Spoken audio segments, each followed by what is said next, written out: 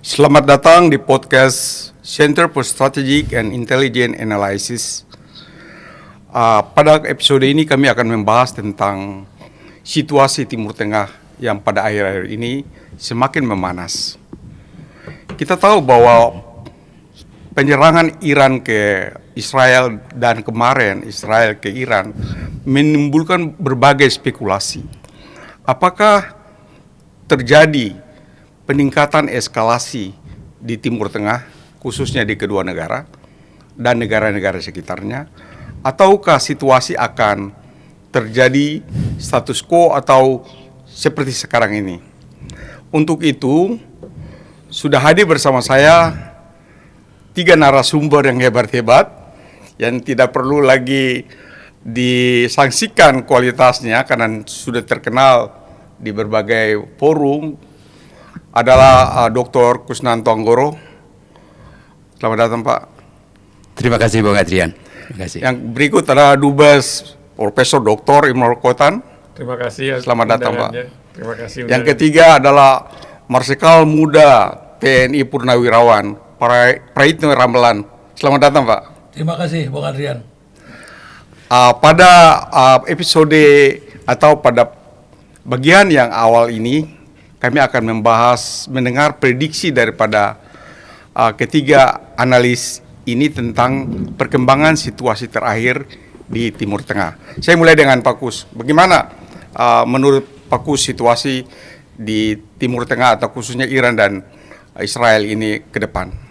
Ketegangan antara Israel dan Iran ada kemungkinan untuk akan berlanjut dalam beberapa minggu atau barangkali bulan ke depan, meskipun agak sulit sebenarnya untuk memperkirakan apa yang terjadi dalam waktu yang lebih panjang, karena kedua belah pihak mungkin saja kelihatan untuk sedikit menahan diri, tapi menahan diri bukanlah sesuatu persoalan yang mudah misalnya, karena bagi Israel serangan yang dilakukan oleh Iran pada tanggal 16 atau 17 April yang lalu adalah merupakan serangan pertama yang dilakukan oleh suatu negara yang berada jauh di luar wilayah Israel.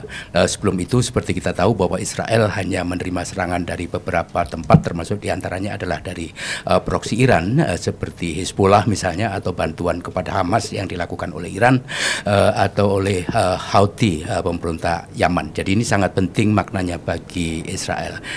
Yang kedua, kalau kita lihat dari perspektif Iran, ini juga merupakan salah satu fenomena yang amat penting karena merupakan suatu, katakanlah, ajang untuk uji coba.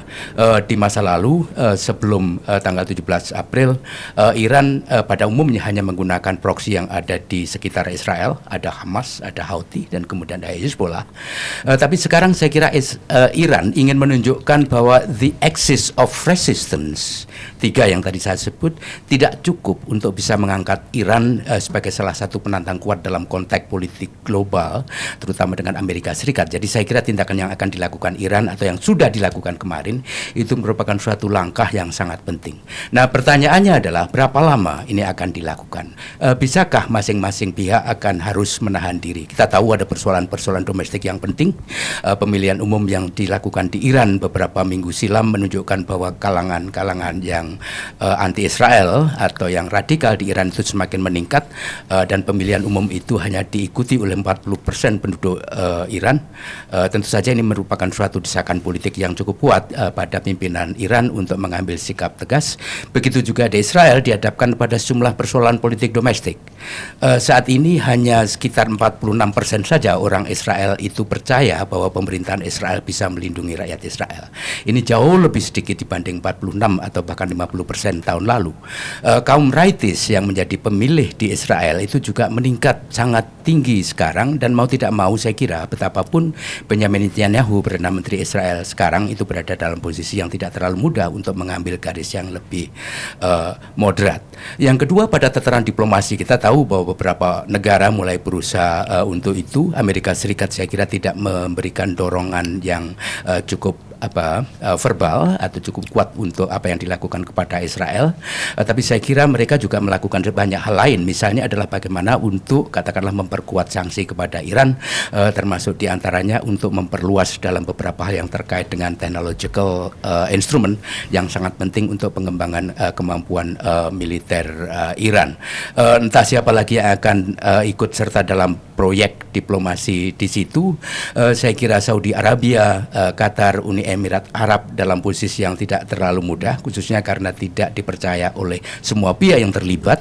Turki barangkali merupakan sesuatu faktor yang paling penting dalam hal ini, mengingat bahwa mempunyai sentimen atau acceptance yang cukup baik di pihak Israel maupun di pihak Iran. Dan lebih dari itu, saya kira tanggal 4 April Presiden Erdogan itu membuat suatu Direktorat Jenderal baru di Kementerian Luar Negeri Turki yang disebut sebagai Directorate General for International Mediation.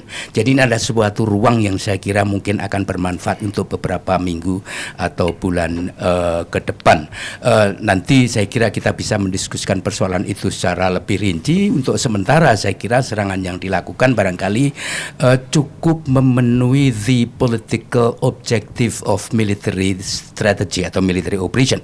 Tapi kita tidak tahu apakah itu kemudian tidak akan berubah dalam jangka dekat, karena yang dilakukan kemarin secara militer mungkin masih pada tahap saling menjajaki satu sama lain. Bagi Iran misalnya sekedar menunjukkan mempunyai kemampuan untuk lebih melakukan banyak hal. Bagi Israel bisa saja kalau apa yang dilakukan terhadap drone-drone yang melayang lebih 300 itu kemudian menunjukkan bahwa Israel sebenarnya cukup kedap dari serangan-serangan dari luar. Kalau kedua belah pihak bisa menahan diri dan mengasumsikan bahwa apa yang diperoleh saat ini adalah sesuatu yang sudah sesuai dengan the political objective, maka saya yakin tidak akan ada ketegangan yang lebih baik. Tapi sekali lagi bahwa political objective itu changing sesuai dengan dinamika internasional dan domestik. Oke, Pak Imron, ke depan kita lihat bahwa tekanan internasional mampu merubah situasi geopolitik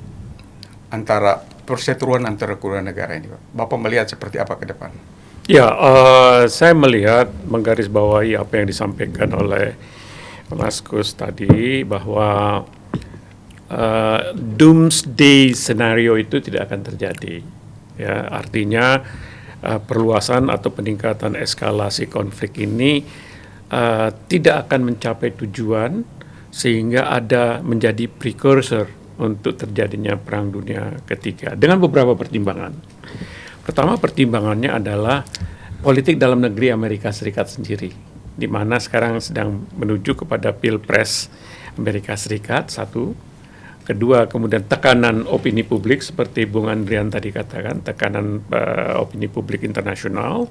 Dan kemudian tentu saja potensi pelibatan Rusia. Harap dicatat, Rusia beberapa hari yang lalu telah menggerakkan Pacific Fleet-nya ya menuju ke Mediterranean. Ini oleh karena itu Amerika Serikat melihat ini kalau terjadi pelibatan atau eskalasi konflik, maka ini akan bisa menjadi precursor menuju pecahnya Perang Dunia Ketiga. Oleh karena itu Amerika memberikan penjelasan atau statement yang jelas bahwa dia, Amerika Serikat, tidak ingin terlibat dalam perang Iran dan Israel. Itu merupakan kunci sehingga eskalasi itu tidak akan mungkin terjadi. Dan ada beberapa lagi ya pertimbangan. Pertama, pertimbangan geopolitik, Bung Andrian. Kalau terjadi perang eskalasinya meningkat, maka akan terjadi disrupsi logistik global ya.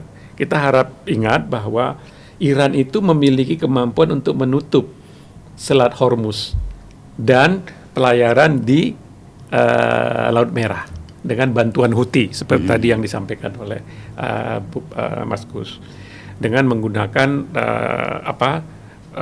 misil-misil untuk mengganggu arus perjalanan barang, orang dan jasa di Laut Merah dan kemudian di Selat Hormuz.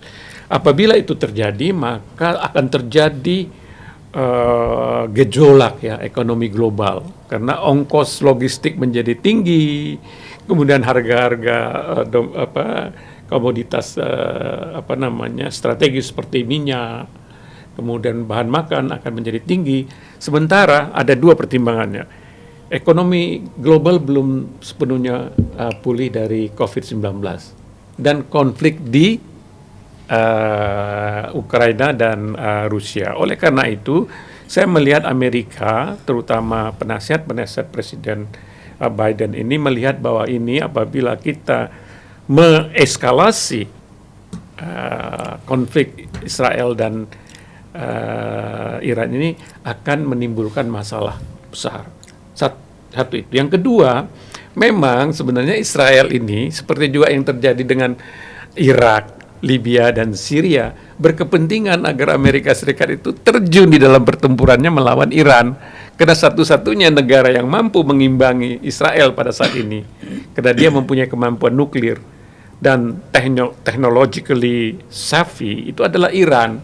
Sementara Arab Saudi itu kan antara persaingan Syiah dan Sunni ini, dia justru ingin Iran itu juga lemah, jadi tidak bisa diharapkan bisa mengimbangi Israel.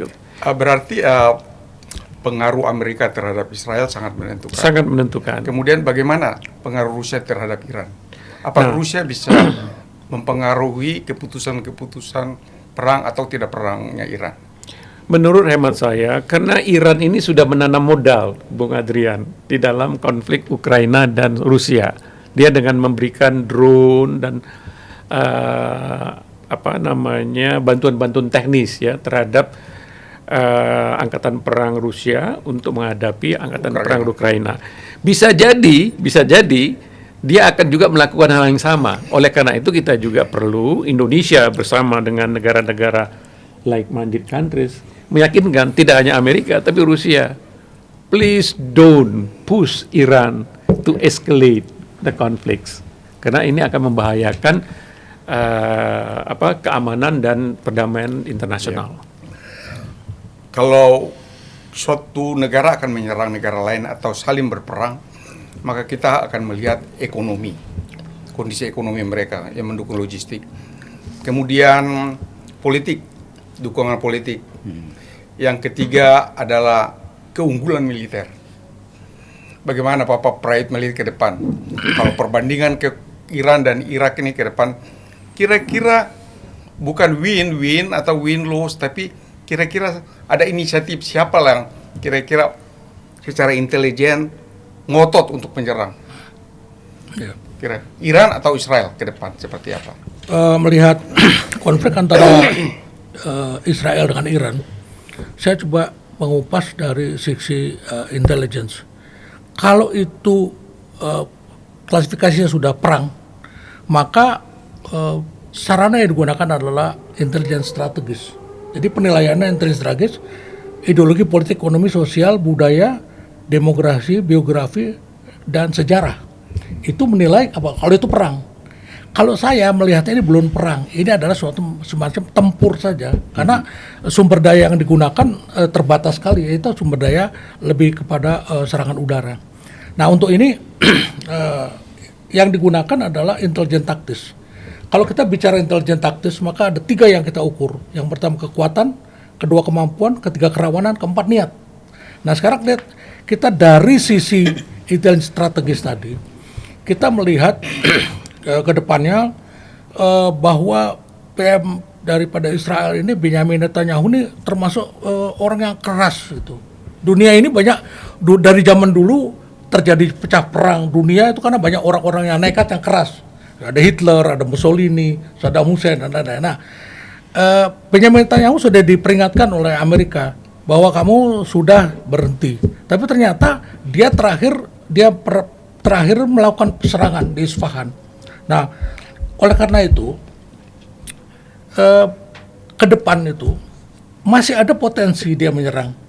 Karena apa? Karena rasa percaya dirinya Israel itu tinggi. Pada tahun 2021 itu Israel Amerika menyatakan bahwa Israel di dalam tanggung jawab komando pusat Amerika. Artinya sistem pertahanan Israel itu terintegrasikan oleh Amerika. Nah sekarang kalau melihat sekarang kekuatan konflik antara Israel dengan Iran ini sekarang karena perbatasannya mereka harus melewati beberapa negara. Jadi Israel dengan Iran itu ada Yordania, ada Irak, ada Syria. Jadi mereka tidak bisa mengerahkan pertempuran yang lebih besar lagi. Akibatnya mereka hanya melakukan serangan-serangan seperti drone, seperti serangan Iran itu ada 300-an, itu 120 rudal balistik. Betul. 170 drones dan 30 rudal jelajah. Ini bisa di 99% diatasi oleh Amerika, oleh Perancis, oleh Inggris dan oleh Israel sendiri dengan sistem pertahanan yang disebut Iron Dome. Iron Dome itu kubah besinya. Dia bisa mengatasi serangan-serangan dari Iran. Artinya teknologi cishanutnya Israel itu cukup tinggi. Nah, kemudian Iran bagaimana? Iran memang sebuah negara yang sebetulnya kekuatan militernya cukup besar, tidak kalah. Akan tetapi ada satu, dia mempunyai titik rawan di angkatan udara, di kekuatan udara. Israel mempunyai kekuatan udara, yaitu terutama pesawat F-35. F-35 adalah suatu pesawat untuk bisa menyerang untuk strategis, bisa mencapai jarak yang cukup jauh. Sementara kekuatan jelajah untuk serangan strategis si Iran hanya Sukhoi 35. Ini kelasnya udah berbeda. Jadi Sukhoi 35-nya generasi 4 4,5 lah. Tapi kalau ini anti siluman, dia bisa menembus pertahanan itu. Oleh karena itu Iran akan mengandalkan pertama drones-nya, yang kedua misalnya. Jadi Iran itu menyebutkan bahwa drone dengan itu adalah permata mahkotanya dia. Jadi Amerika pun berpikir, karena apa? Dia menggunakan drone. Misalnya ada kemarin seperti diserang kemarin dengan 170 drone. Walaupun sebagian bisa diantisipasi, tapi tetap ada yang lolos. Hanya persoalannya mereka tidak pernah membuka rahasia. Jadi Israel pun tidak pernah membuka, Iran pun tidak pernah membuka serangan-serangan yang terjadi akibatnya apa. Tapi permata mahkota ini berbahaya. Amerika sudah membangun satu sistem pertahanan yang terintegrasi dengan negara-negara tetangganya, termasuk sekarang ada di Yordania segala diberi, karena jaraknya ke Iran dari Israel cukup jauh. Yordania memberikan pangkalan udara untuk pangkalan aju untuk menyerang kemarin. Nah, kemarin serangan dari Iran yang terakhir itu, serangan Israel ke Iran terakhir itu kabarnya dilakukan oleh pesawat F-35. Jadi pesawat F-35 itu pesawat yang siluman, yang nggak bisa terdeteksi dengan radar. Dia bisa membawa bom nuklir yang ringan, tapi tetap bom nuklir. Tapi dia bisa melakukan serangan. Amerika pun mengatakan bahwa yang di Isfahan itu ya dihantam dari sebuah misal apa nggak jelas. Kabarnya ada dari F-35 diluncurkan. Tapi si Iran pun tidak tahu karena ada drones, 3 drone. Nah, sekarang antara Amerika dengan Israel itu jelas ada suatu dukungan, yaitu drones RQ-50 atau 35 itu drones yang bisa terbang 60.000 feet, anti radar, kemudian bisa melakukan serangan, bisa melakukan monitoring, bisa macam-macam. Jadi sekarang inilah hanya semacam pertempuran. Mengenai eskalasi ini mau naik apa tidak, itu tergantung kuncinya kepada Perdana Menteri Israel Benjamin Netanyahu. Karena Iran itu mengatakan serangan mereka itu kemarin itu, ya serangan dengan drone dengan itu hanya serangan balas dendam. Dia membatasi kan, ini adalah serangan terakhir. Artinya Iran pun berpikir kalau dia dia kalah teknologi, kalau harus perang lagi dengan ini, dia bisa menjadi korban serangan tidak hanya Israel. Jadi tapi koalisi Israel cukup menakutkan. Jadi sementara itu. Ya, Pak Kus. Kalau dari aspek militer tadi itu, dari keunggulan militer tidak kalah lah, artinya kedua belah pihak. Tapi kalau kita melihat bagaimana dukungan politik masing-masing negara di dalam negeri mereka sendiri, Pak Kus bisa menganalisa dukungan politik untuk memutuskan perang ini dilanjutkan dihadapkan dengan persoalan-persoalan dalam negeri mereka. Sebenarnya sangat besar dukungan politik itu, terutama kalau ditafsirkan sebagai dukungan publik, ya. Dukungan publik artinya bagaimana kalau kita bertanya kepada penduduk Israel tentang apa yang harus dilakukan. Seperti kemarin ada keputusan politik dan militer harus serang. Ya. Ya. Ya, Tapi ya. kan publik kan melawan, Pak. Demo di mana-mana mengerahkan 450.000 orang dan lain-lain. Di Yordan antara lain ya. Iya. Ya. Terus kedepannya kira-kira seperti apa, Pak? Apa kalau dari dukungan publik khususnya adalah publik di Iran dan di Israel sendiri sebenarnya cukup besar. Tapi saya kira justru ada semacam katakanlah keraguan di level politik masing-masing. Misalnya kalau di Israel sampai sekarang pertemuan di War Cabinet itu tidak mencapai kata sepakat tentang apa yang harus dilakukan. Jadi waktu katakanlah kemarin pada hari Sabtu ketika mereka bertemu, antara lain adalah Menteri Pertahanan Gallant misalnya, itu menyampaikan bahwa serangan yang akan dilakukan Israel kalau terjadi itu harus sifatnya sangat terbatas. Pertama adalah itu simbolik, kedua adalah bahwa itu tidak mencapai ke sasaran civilian yang menimbulkan collateral damage, dan yang ketiga adalah atau bahkan menempuh cara-cara cyber attack, atau yang keempat sebenarnya bisa targeted assassination seperti yang pernah bisa dilakukan. Artinya kalau kita membayangkan katakanlah dalam bentuk seperti saya setuju dengan Marskal Praetno tadi yang mengatakan bahwa ini adalah pertempuran, belum perang, masih operasi tempur. Itu saya setuju untuk beberapa hari ke depan. Saya kira Israel tidak akan berubah sikap. Itu pun saya kira sudah cukup untuk sedikit meredakan katakanlah desakan dari beberapa kalangan kalangan kanan di Israel. Kira-kira begitu. Iran saya kira sama. Tadi saya kira Marskal Praetno sudah menyampaikan tentang kekuatan-kekuatan kedua negara, katakanlah begitu. Secara militer saya kira Iran pada prinsipnya agak sedikit mempunyai kelemahan atau deficit dari segi strategic air force dibandingkan dengan Israel.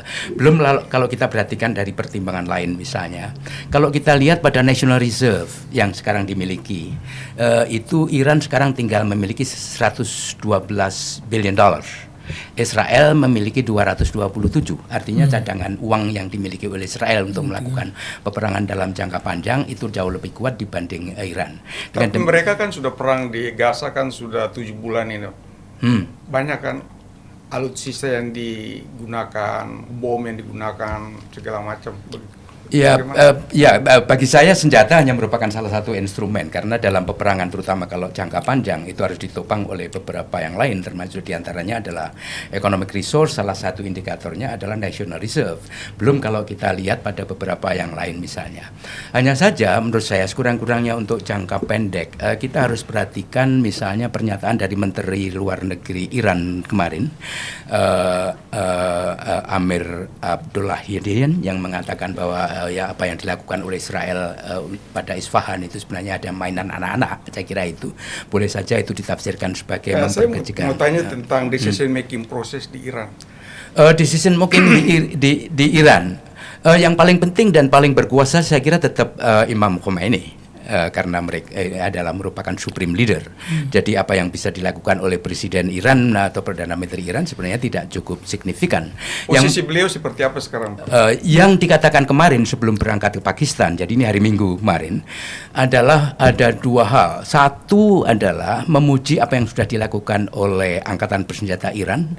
Mereka supreme leader Khomeini mengatakan bahwa Angkatan Bersenjata Iran cukup berhasil dengan melakukan serangan drone yang saat itu sudah disampaikan oleh Marskal Praetno.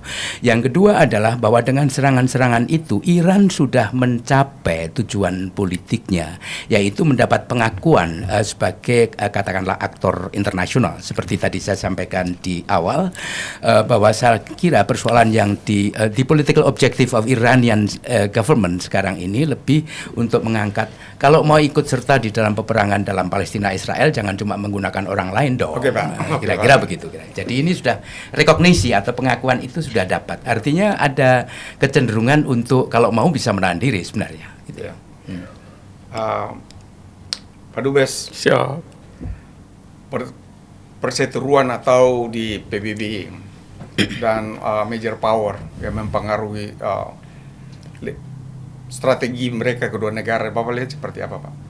Ya, saya ingin menggarisbawahi pernyataan saya terdahulu bahwa bisa dikatakan Israel tidak mampu menggiring Amerika Serikat untuk turut terlibat di dalam peperangan seperti yang terjadi di Irak, di Libya, dan di Syria ya. Apakah kalau tidak ada restu dari Amerika, Israel mampu melakukan itu sendiri? Itu yang saya mau garis bawahi, Bung Adrian, bahwa reaksi yang namanya meek retaliation atau retaliasi lemah dari Israel untuk menyerang Isfahan itu adalah cerminan bahwa tidak ada dukungan dari Washington. Jadi ini lebih kepada serangan simbolik untuk memuaskan sayap kanan di dalam negeri. Seperti juga Iran juga kalau tidak membalas dengan mengirim 300 misil dan drones itu, maka bisa terjadi supreme leadernya mereka itu akan dipertanyakan kredibilitasnya. Jadi ini lebih kepada perang simbolik. Oleh karena itu apalagi akan terbuka kemungkinan berperannya Rusia di kawasan, dan sudah terjadi di Syria kan, Rusia juga terlibat. Oleh karena itu saya tidak melihat ya bahwa konflik ini akan terjadi eskalasi.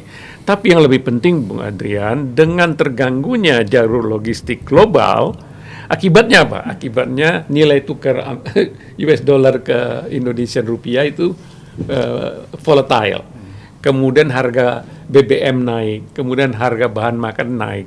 Nah, ini saya melihat dampak langsung daripada konflik itu adalah terhadap stabilitas ekonomi dan politik Indonesia. Oleh karena itu saya melihat sudah tiba saatnya bagi Bank Indonesia untuk melakukan operasi pasar dengan mengintervensi pasar agar US dollar itu turun. Ya, oleh karena itu memang kita harus hati-hati dan bersama dengan komunitas internasional yang mempunyai tujuan untuk menjaga stabilitas global itu bersama-sama meyakinkan Amerika, Rusia, Iran, dan Israel untuk no way, please don't escalate. Pak Praid, sasaran strategis yang menjadi goals mereka sekarang kan military installation seperti air force base, pangkalan udara dan lain-lain. Ke depan kemungkinan apakah ada sasaran-sasaran strategis lain, misalnya Israel menyerang Iran, nuklirnya, site nuklirnya, kemudian kilang minyaknya seperti terjadi waktu Iran sama Irak. Yang berikut mungkin listrik dan segala macam. Bapak melihat seperti apa masih seperti apa yang dijelaskan Pak Kus dan Pak Imron tadi bahwa eskalasinya akan turun. Tetapi kemungkinan besar kalau eskalasi itu meningkat, apakah sasaran-sasaran strategis ini akan berubah?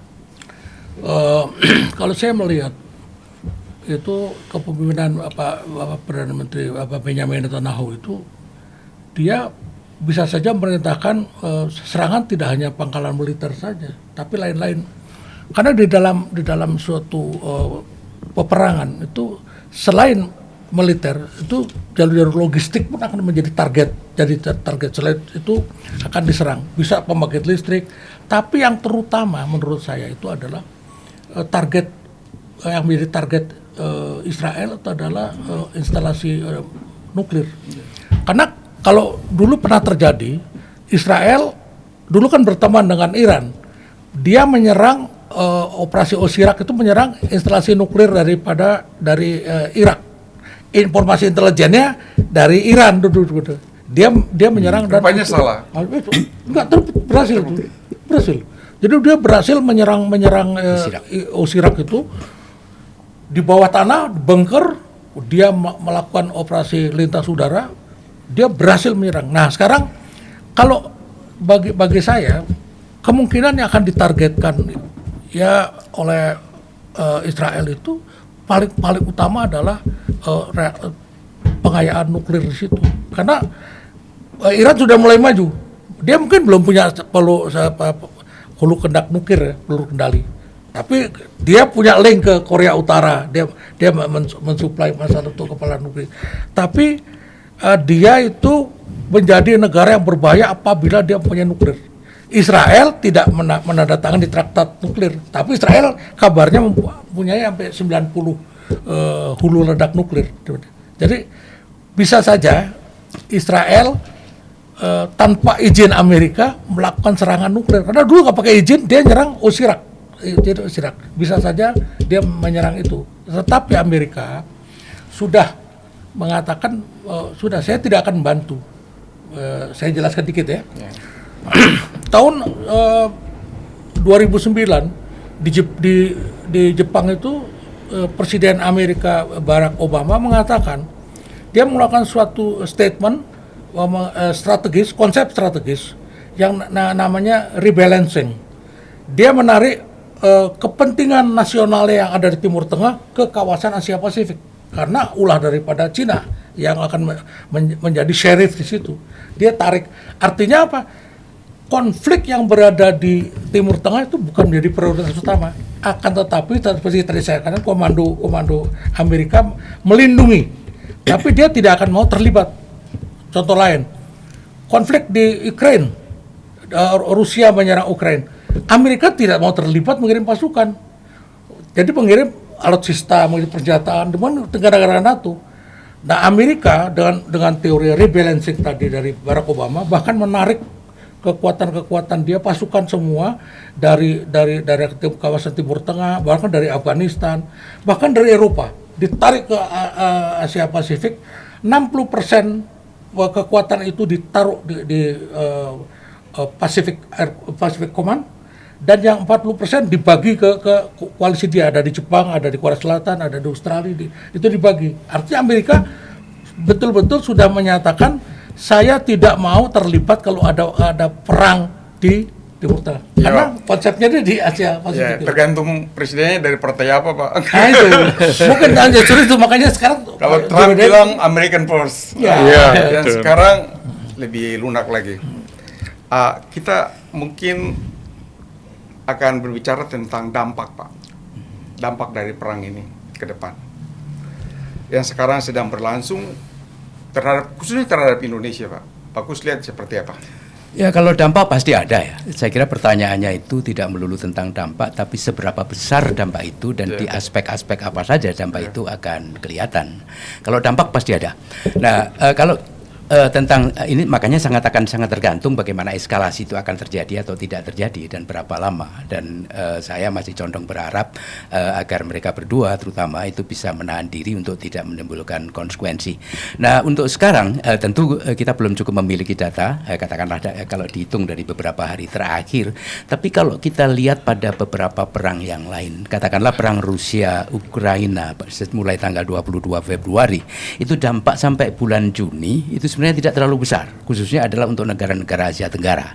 Dan bahkan di antara negara Asia Tenggara saja Indonesia termasuk kecil dibandingkan Malaysia, Thailand dan Filipina malahan. Jadi tentu saya bisa mengatakan katakanlah kalimat yang lebih umum bahwa akan muncul dampak dari segi satu misalnya kemungkinan peningkatan harga minyak.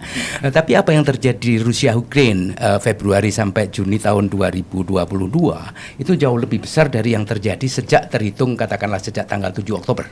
Peningkatan harga minyak sekarang ini terhitung sejak bulan Oktober itu antara 2 sampai 5%. Ini berbeda dengan apa yang terjadi pada waktu Rusia dengan Ukraina pada katakanlah 6 bulan pertama di tahun 2022.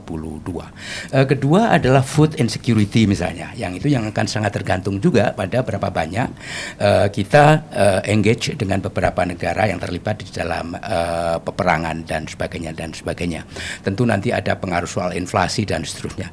Yang sebenarnya agak perlu lebih diwaspadai barangkali bukan perangnya sendiri, tapi bagaimana kemudian the Fed misalnya di Amerika Serikat itu akan meningkatkan interest rate dan bagaimana Uni Eropa kemudian akan katakanlah merespon apa yang dilakukan oleh Iran dan Israel sekarang itu, begitu juga dengan apa yang akan dilakukan oleh Saudi Arabia. Saya kira itu lebih penting dan lebih signifikan impact-nya dari segi ekonomi dibanding pertikaian tadi entah namanya simbolik atau namanya perang pertempuran antara Israel dan sampai saat ini tentu dengan asumsi bahwa dalam beberapa hari atau minggu ke depan itu tidak terjadi eskalasi.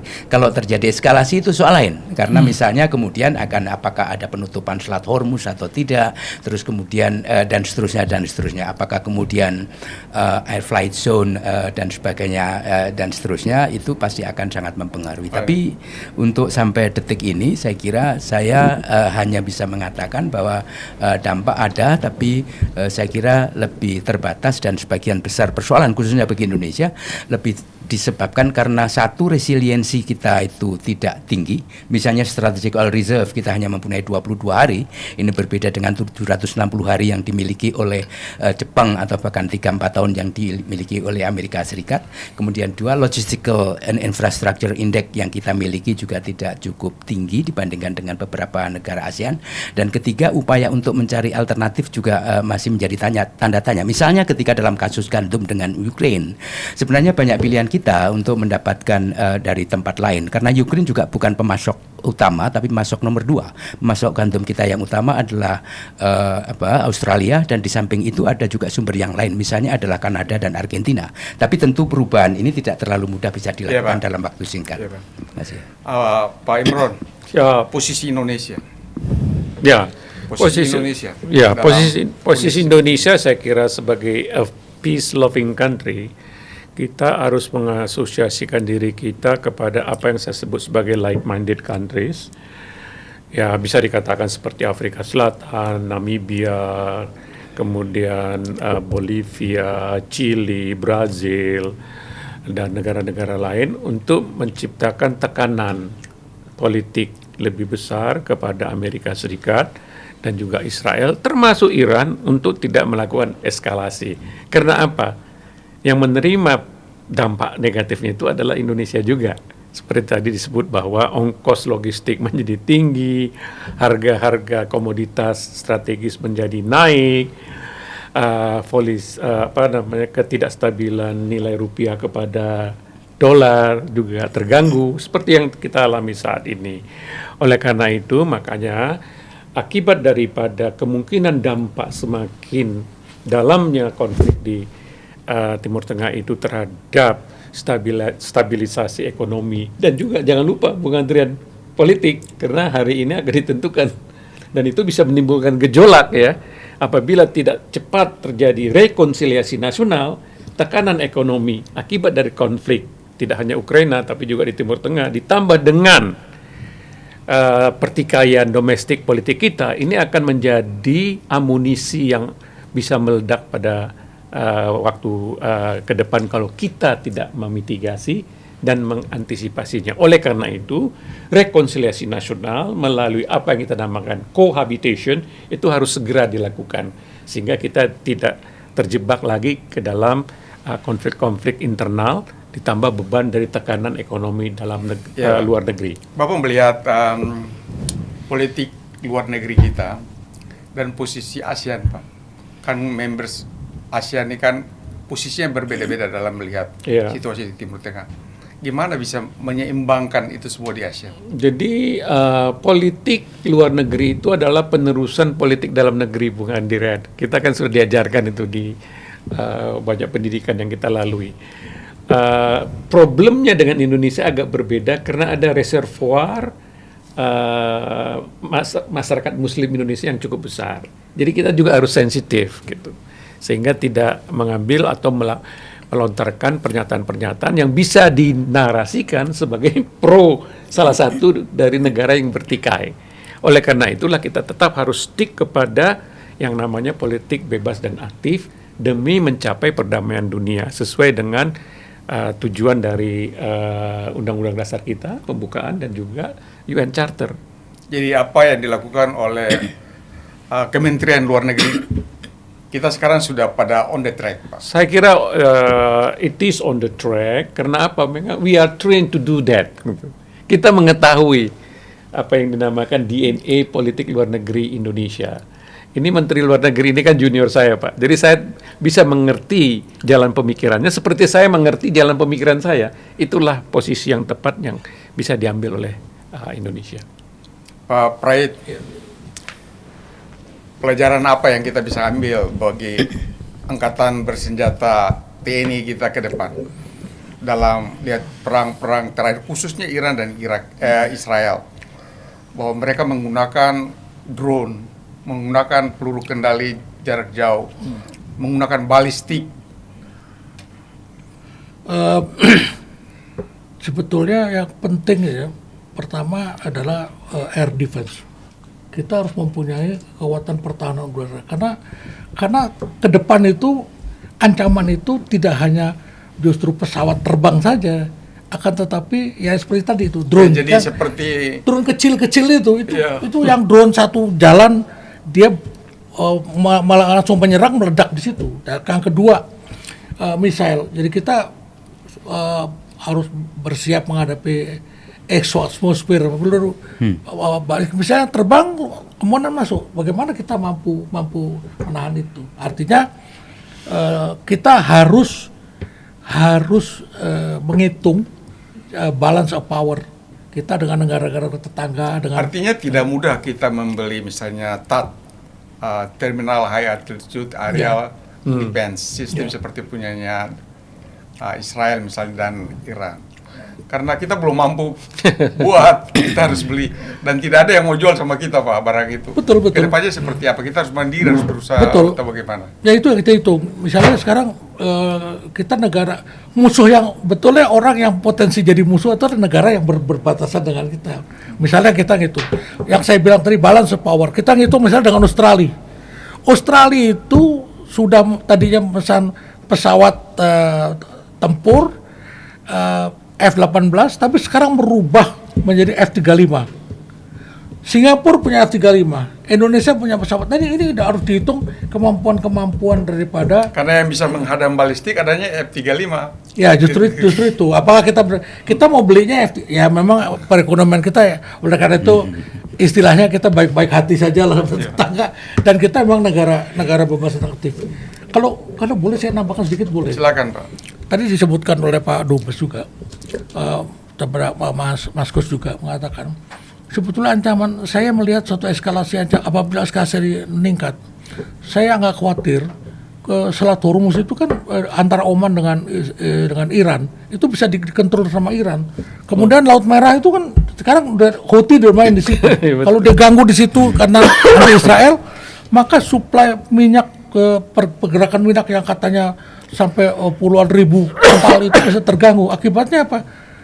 Minyak naik. Kalau harga minyak naik, Goldman Sachs itu mengatakan, apabila eskalasi meningkat, maka negara-negara Arab bisa meningkatkan harga minyak 20-100%. Kita bayangkan kalau itu naik terus ke atas. Nah sekarang persoalan mengenai BBM subsidi. Apakah pemerintah sudah mikirkan ini? Titik rawan dari yang kita punyai itu ada di situ. Satu-satunya jalan adalah bahwa intelligence itu Indonesia itu melakukan pemeriksaan security. Pemeriksaan security pengertiannya adalah mengecek apabila terjadi masalah di Selat Hormuz itu, kemudian suplai minyak itu, apakah supplier kita yang oleh Pertamina itu mampu mengisi minyak itu.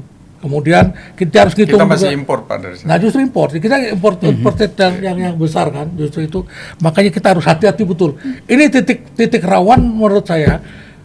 Kalau di dalam intelijen taktis, sebuah titik rawan itu apabila dieksploitir oleh lawan, maka akan menyebabkan suatu kelumpuhan dan bahkan kelumpuhan permanen. Bukan kita aja dunia Pak.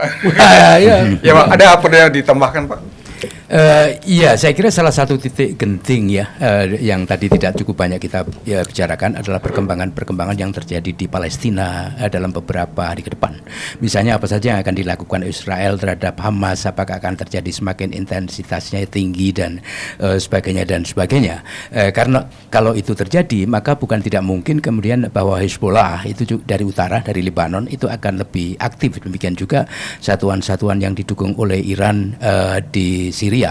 Nah, dalam beberapa hari yang lalu misalnya ada pertemuan antara Menteri Luar Negeri Iran, Amir Abdullah Hadian, dengan Hashim Nasrallah dari Lebanon, yang itu sebenarnya ada semacam koordinasi bahwa selagi ada ketegangan ini, maka kemudian sebenarnya Hizbullah tidak perlu atau tidak boleh melakukan apa-apa. Itu artinya adalah salah satu ruangan yang diciptakan oleh Iran supaya untuk mempermudah Israel melakukan respon. Tapi tentu saja perjanjian seperti itu akan bisa dengan sendirinya tidak dipatuhi oleh Hezbollah kalau seandainya Israel berbuat terlalu keras katakanlah terhadap Hamas. Jadi saya kira itu satu faktor yang susah diperhitungkan karena kebetulan sejak tadi kan kita berbicara dengan menggunakan rasionalitas. Padahal to some extent dynamic of war itu ada soal yang tidak bisa dikalkulasi. Unpredictable. Nah, ini yang tadi saya sebut ini, kenapa saya fokus hanya kepada apa yang dilakukan oleh Israel dalam konteks Palestina, itu karena itu tidak kita bicarakan tadi. Jangan-jangan itu menjadi triggering factor. Tadi kita bicara banyak tentang domestik di Iran, di Israel, kemudian apa di Amerika Serikat dan seterusnya, tapi kita tidak bicara di inside the occupied territory ini yang sangat penting. Ya mudah-mudahan lah ini masih tetap berkisar pada soal isu simbolik. Sekali lagi dalam konteks itu menurut saya sekurang-kurangnya bahwa political objective of serangan Iran itu menurut saya sudah tercapai, yaitu Iran mendapatkan pengakuan sebagai katakanlah seorang penantang serius. Ya bisa jadi itu pernah juga muncul di beberapa rumor bahwa katakanlah intelijen Amerika Serikat meminta supaya disediakan katakanlah sasaran di Iran untuk memberi saving kepada kepada Israel dan sebagainya.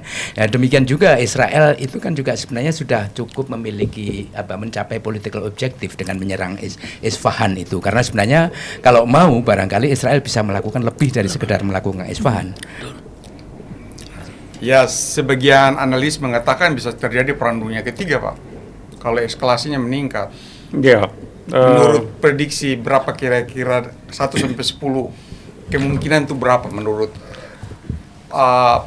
analisa asesmen Bapak melihat perkembangan geopolitik, major power dan lain-lain di Timur Tengah? Sampai saat ini, sebelum terjadi Pilpres November 2024 yang akan datang di Amerika Serikat, saya lebih cenderung mengatakan bahwa eskalasi menuju kepada Perang Dunia Ketiga itu kecil, minimal. Ya, karena pertama, Amerika tidak mendukung perang Israel dengan Iran. Kedua, Israel sendiri berhadapan dengan dua front saat ini, satu dengan Iran, satu dengan Hamas. Bung Adrian mengatakan tadi, 6-7 bulan saja mereka belum bisa mengeliminasi Hamas. Ini juga faktor yang mereka akan pertimbangkan. Tidak ada dukungan dari Washington, front yang mereka hadapi itu ada dua, dan mungkin bisa tereskalasi dengan Hezbollah dan Houthi. Itu Israel cannot afford. Oleh karena itu serangan kemarin ke Isfahan itu lebih kepada untuk menyelamatkan, untuk memuaskan sayap kanan di Israel. Jadi saya melihatnya itu. Yang lebih penting lagi bagaimana Rusia? Rusia sendiri sudah mengatakan komitmennya karena Iran sudah membantu mereka di Ukraina, perang di Ukraina. Mereka sudah menggerakkan Satgas Armada Pasifiknya ke Laut Merah dan Mediterranean Sea. Ini kan menunjukkan bahwa kami juga komit. Anda bantu, saya bantu. You scratch my back, I scratch yours. Kira-kira begitu. Jadi pelibatan Rusia ini juga menambah keyakinan saya bahwa ini akan mencegah terjadinya Perang Dunia Ketiga. Yang lebih penting lagi, Bung Adrian, saya ingin menggarisbawahi apa yang Bapak katakan, ketidakmampuan kita untuk membeli sistem pertahanan udara yang namanya THAD itu perlu segera di offset ya, segera diatasi. Misalnya, masa Singapura bisa membeli apa yang dinamakan Airborne Early Warning and Control (AWACS) yang bisa terbang 35 jam, ya bolak-balik dari Singapura ke Eropa balik lagi, tidak perlu mengisi bahan bakar. Masa Indonesia tidak bisa gitu? Betul, Pak. Nah, itu yang mungkin barangkali yang ketiga, yang selanjutnya adalah dampak dari terjadinya disrupsi perdagangan internasional atau global terhadap ekonomi Indonesia yang sekarang ini sudah juga mengalami tekanan yang berat. Oleh karena itu kita harus menjaga agar APBN tetap menjadi instrumen utama, mampu menjadi instrumen utama untuk mengatasi tekanan-tekanan dalam negeri maupun dan logistik luar Rusia negeri. juga sudah terkuras kemarin. Iya, betul. Pak, baik. Menurut saya setuju dengan Pak Imran. Jadi kalau disebut Perang Dunia Ketiga itu agak kecil kondisi saat ini. Kenapa? Itu akan melibatkan, Perang Dunia kan pasti melibatkan pertama pemimpinnya dari komponen intelijen strategi itu ada pemimpin negara besar yang nekat. Satu itu, dia memiliki suatu ambisi. Yang kedua, apakah Perang Dunia ini disetujui dengan negara-negara lain? Jadi gitu. Sekarang ketua kita lihat yang bisa memicu, pertama Rusia, Cina. kedua Amerika, ketiga Cina, tiga. Rusia memang menjumpai kesulitan pada saat dia melakukan peperangan di Ukraina. Salah satu informasi mengatakan dia kekurangan tank. Tanknya dia tuh banyak dihancurkan oleh teknologi dari negara Barat. Yang kedua, dia justru dibantu Shade drones-nya dari Iran ada 1.000 untuk menyerang itu. Artinya dia butuh teknologi itu. Jadi kemungkinan dia tidak mau langsung terlibat perang dunia, kan artinya mesti memiliki satu. Kedua, Cina itu sebagai negara yang mempunyai konsep strategis, yaitu seperti obor, One Belt One Road, jalur sutra. Kemudian dia melebarkan pengaruhnya dengan prosperity approach. Jadi dia memberikan pinjaman-pinjaman. Jadi dia punya nuklir, dia mengatakan saya tidak akan menggunakan nuklir saya. Jadi kemungkinan perang dunia kan pasti perang dunia nuklir. Ketiga Amerika tadi saya sebutkan bahwa Presiden Barack Obama itu konsep sudah jelas di Amerika bahwa Timur Tengah itu bukan menjadi prioritas nasional, kepentingan nasional, tapi di Asia Pasifik. Entah kalau terjadi penggantian presiden yang akan datang, bisa terjadi. Akan tapi suatu konsep strategis daripada Amerika itu, ya dia sudah kapok lah istilahnya dulu di Iran, di Irak, di Afghanistan, banyak sekali korban itu. Rakyatnya nggak suka kalau memang terlibat seperti gitu. Ya, jadi keputusan Senat dalam negeri Amerika juga masih proses panjang. Betul. Siap, Pak. Terima kasih Bapak-Bapak untuk kesempatan kali ini. Jangan kapok, kesempatan lain kita akan berbicara masalah ini karena kelihatannya dalam waktu dekat tidak akan selesai. Iya betul. Terima kasih pemirsa, demikianlah podcast kami pada edisi ini.